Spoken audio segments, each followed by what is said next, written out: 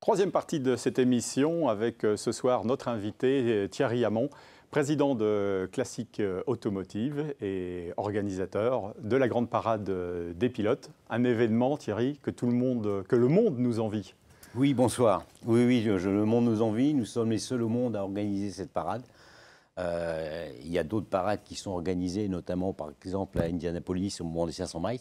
Mais, on doit dire qu'il y a moins de monde. Hein, il y a moins de spectateurs et en plus, c'est pas gratuit pour le public puisqu'il faut avoir son billet d'entrée pour assister à la parade, alors que pour nous, c'est totalement gratuit pour le public. Et puis, ne serait-ce qu'au niveau des participants, il y a 2 fois moins de participants. Hein. On le sait, il y a 30 ou 33 participants aux 500 miles d'Indianapolis, la célèbre course qui a lieu fin mai.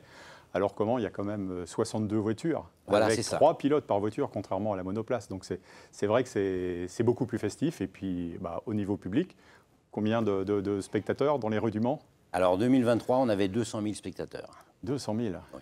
Rares sont les événements d'ailleurs en France à pouvoir présenter un chiffre aussi important sur un jour, j'entends. Oui, je pense, effectivement, je dirais que c'est même pas sur un jour, c'est sur 3 heures ou 3 heures et demie de spectacle. Ouais. Donc, effectivement, je pense qu'il y en a personne. On a la chance d'être les seuls à le faire. Ouais. Alors Thierry, on est à l'orée de la 28e édition, déjà, oui, de la parade des pilotes. On doit rappeler que c'est un événement qui a été créé en 1995 par Philippe Pasteau et puis qui a grandi au fil des années. Tout à fait. En 1995, Philippe Pasteau et Marc Ravenel ont eu cette idée de génie, c'est ce que je considère, de faire cette parade des pilotes. Et puis tous les ans, on essaie effectivement de la faire grandir, la faire évoluer et, pour qu'elle plaise de plus en plus au public. Alors là, on a un peu plus de 3 mois de l'épreuve, mais on le sait, c'est un événement que vous préparez tout au long de l'année. C'est-à-dire que sitôt l'édition 2023 achevée, vous êtes déjà appesanti sur la prochaine, à savoir 2024. C'est ça. Dès l'instant où une édition est terminée, le week-end sur le circuit, on commence déjà à penser à l'édition d'après.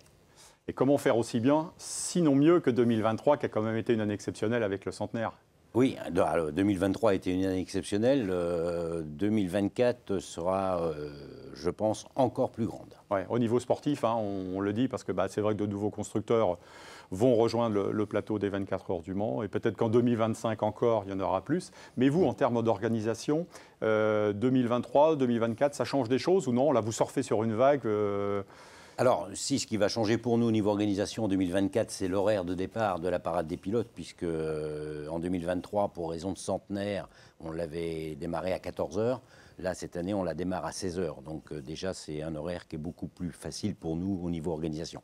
Alors la contrainte pour vous, au-delà du fait que tout le monde attend l'événement, c'est d'essayer de concentrer ça, on ne va pas dire en un minimum de temps, pour le public bien sûr, mais aussi pour les acteurs, de manière à ce qu'ils ne restent pas trop longtemps dans le centre-ville, à bord de voitures, parce que le lendemain, il y a le départ de la course. Oui, tout à fait. C'est un vrai défi, c'est un vrai challenge pour vous en tant qu'organisateur, de manière à ce que tout le monde se suive, se succède dans le défilé. Oui, on essaie pour les pilotes, effectivement, qu'ils ne soient pas là trop longtemps quand même.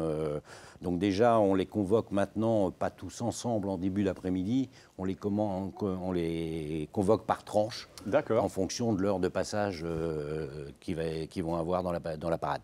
D'accord. C'est le moment de saluer justement aussi toutes les équipes qui vous entourent. Combien de personnes Classic Automotive et le jour de l'événement peut-être aussi, voilà, c'est décuplé. Classic Automotive, on est 38 membres à l'année. Répartis en commissions, une commission orchestre, une commission sécurité, logistique. Et le jour de la parade, c'est 500 bénévoles, une centaine d'agents de sécurité, une centaine de secouristes, 110 hôtesses, pour assurer toute la partie logistique et sécurité sur la parade des pilotes. C'est aujourd'hui une affaire bien huilée, on va dire. Oui, c'est bien huilé. Chacun connaît maintenant on est à la 28e édition. On a aussi la chance que nos bénévoles répondent présents d'une année sur l'autre. On avait vu qu'il y avait des listes d'attente, je crois, en 2023. Est-ce que c'est encore le cas cette année? C'est encore le cas cette année. On a une liste d'attente de bénévoles, de gens qui veulent nous rejoindre, ce qui fait très plaisir. Y compris pour conduire des voitures, peut-être dans la parade? Alors cette année, au niveau des voitures, pour le défilé des pilotes, oui, on a eu beaucoup plus de demandes que d'habitude. Ouais.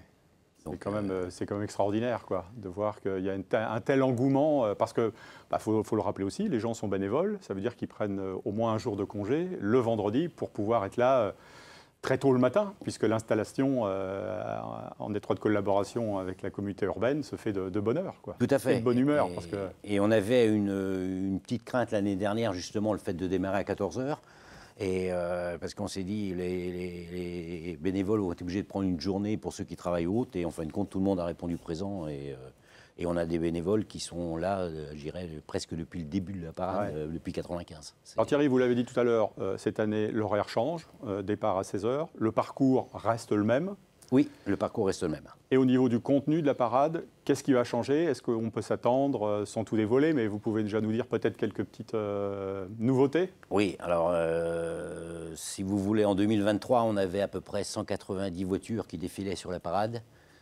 Cette année, on va être à plus de 300 voitures, avec des voitures exceptionnelles. C'est-à-dire des voitures de hypercars ou des supercars peut-être, des voitures des temps modernes? Des voitures des temps modernes. Alors on va avoir aussi nos anciennes voitures aussi pour transporter les pilotes. Bien sûr. Ça c'est une volonté que vous souhaitez garder justement pour faire la transition entre l'histoire des 24 heures du Mans et aujourd'hui. Oui, on veut le trait d'union un petit peu entre. On veut garder cette organisation d'anciennes voitures, mais il nous faut aussi des voitures plus récentes aussi pour des questions environnementales et choses comme ça. Donc Bien sûr. on essaie de pallier les deux. En fait. Parce que justement, trouver des vieilles voitures, ça ne doit pas toujours être évident. Alors, d'une année sur l'autre. C'est pas toujours évident. Les voitures vieillissent, les propriétaires aussi, malheureusement. Donc, on a certains propriétaires qui ne peuvent plus nous suivre. Donc, et là, vous parlez de nouvelles voitures. Ça veut dire qu'il y a des constructeurs aussi qui frappent peut-être à la porte en vous disant tiens, nous, on aimerait bien faire partie de la parade des pilotes. Alors, en ce qui concerne pour les pilotes, effectivement, non, ce sont plus des particuliers, effectivement, avec leur voiture. Hein. Donc, pardon, excusez-moi. Mais là, on commence à avoir des constructeurs, oui, effectivement, qui veulent venir pour présenter des modèles ou choses comme ça. Parmi les gens qui viennent, parmi le public, justement, très international, parce que de nombreuses personnes arrivent dès le jeudi ou le vendredi au Mans pour assister à la course, mais surtout aussi pour participer et suivre la parade, qui est aujourd'hui un événement exceptionnel. Vous avez mesuré, vous, le nombre d'étrangers qui assistent justement le long des barrières, tout au long du parcours à cette parade? Non, pour l'instant, on n'a pas eu le moyen de l'évaluer, mais on sait effectivement qu'on en a beaucoup. Je pense qu'en grande majorité, on a un public quand même sartois ou, je dirais, régional, hein, puisque grâce à nous, ils peuvent approcher les pilotes de près et avoir des autographes ou autres, alors que même s'ils vont sur le circuit, alors beaucoup malheureusement ne pourront pas aller sur le circuit puisque c'est guichet fermé, et puis même ceux qui peuvent y aller ont quelquefois pas la possibilité d'approcher les pilotes, alors qu'à la parade, ils peuvent les approcher. Ah oui, parce que c'est quelque chose de très important, comme le pesage Place de la République, donc le dimanche qui précède et le lundi, la parade est un événement gratuit. Ça, c'est quelque chose aussi qui vous tient à cœur, parce que c'est un moyen de fédérer aussi le public sartois, et puis d'attirer les jeunes aussi, les sensibiliser un petit peu au sport automobile. Bien sûr, on n'envisage pas d'organiser une parade qui soit autrement que gratuite pour le public. C'est dans nos gènes, je dirais. Ouais. Quels sont les critères justement pour défiler avec les voitures que l'on va voir donc, dans cette parade? Vous parliez tout à l'heure de voitures récentes, de nouveaux modèles. C'est vous qui décidez en disant cette année on souhaite des voitures très récentes ou des voitures des années 2000 parce que les modes passent et changent. Oui, alors c'est nous qui décidons. On recherche effectivement des véhicules pour transporter les pilotes. Et puis après, en fonction, quelquefois, on a, comme vous disiez, des personnes qui frappent à la porte en disant on voudrait bien être sur la parade. Donc, on regarde quel est le type de véhicule, si ça convient dans notre organisation. Et puis, si c'est bon, on y va. C'est un travail de longue haleine, vous le disiez tout à l'heure. C'est aussi un travail de longue haleine au niveau du marketing, de la recherche de partenaires, qui est de plus en plus importante. Combien de partenaires vous ont rejoint ou participent aujourd'hui à la vie de la Grande Parade des Pilotes? Alors aujourd'hui, on est rendu à une centaine de partenaires.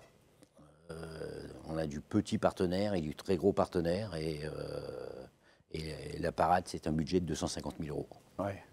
Donc effectivement, les partenaires sont très très importants pour nous. Ouais. Et j'imagine que quand vous allez les rencontrer chaque année, on vous accueille quand même avec le sourire, même si on sait que c'est, comme toujours, c'est difficile de trouver des sponsors, des partenaires, mais la parade a quand même bénéficié d'un élan de sympathie, on va dire, en Sarthe. Oui, tout à fait. J'ai cette chance-là quand je rencontre un partenaire alors, existant ou historique, parce qu'on a des partenaires historiques.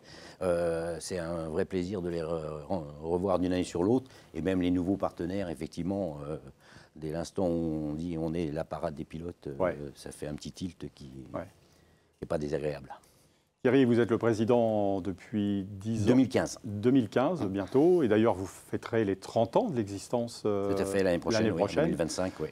Vous-même, vous êtes un passionné de voitures, de sport automobile, d'endurance, des 24 heures du Mans. Vous avez été commissaire, vous avez eu plusieurs rôles, on va dire, dans le monde de la voiture, avant d'être... Non, uniquement passionné. Moi, les 24 heures du Mans, j'y suis allé la première fois, j'avais 17 ans.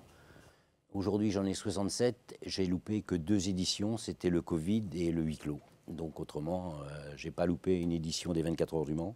Et puis, je suis un passionné de sport mécanique en général, principalement les 24 heures du Mans, mais sport mécanique en général. Et j'ai la chance en plus d'avoir une femme qui a la même passion que moi. Donc, oui, ça passe mieux parce que j'imagine que vous devez consacrer beaucoup d'heures et beaucoup de journées. Ah, c'est beaucoup d'heures, beaucoup de journées, oui, tout à fait. Et c'est important d'être entouré de son épouse comme ça.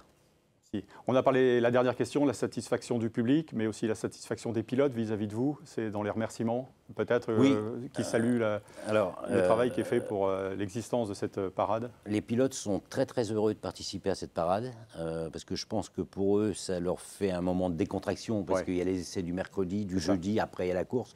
Là, le vendredi, ils sont plus décontractés, et puis ils ont un bain de foule, et ça leur permet de voir auprès du public l'aura qu'ils ont et leur notoriété. Donc, ils sont très très heureux d'être là, et on est très très heureux de les avoir. Eh bien, nous aussi. Merci Thierry. On est heureux de vous avoir reçu. On signalera juste qu'on se retrouvera sûrement avant les 24 heures, mais aussi pendant la grande semaine des 24 heures, puisque LMTV retransmettra comme à l'accoutumée. Comme à l'accoutumée, avec notre parade des pilotes. Une grande réussite d'ailleurs, puisque ça avait été une grosse audience l'année dernière, le jour de la parade. Je ne doute pas que cette année, ça va encore être une grosse audience. Ouais. Merci Thierry pour nous dévoiler l'affiche de la parade prochainement, on va dire. Promis, dès que c'est bon, je vous appelle. Merci encore. Merci à tous de nous avoir suivis. Bonne fin de soirée. La semaine prochaine, nous serons du côté de Brett-les-Pins. Merci, bonne fin de soirée.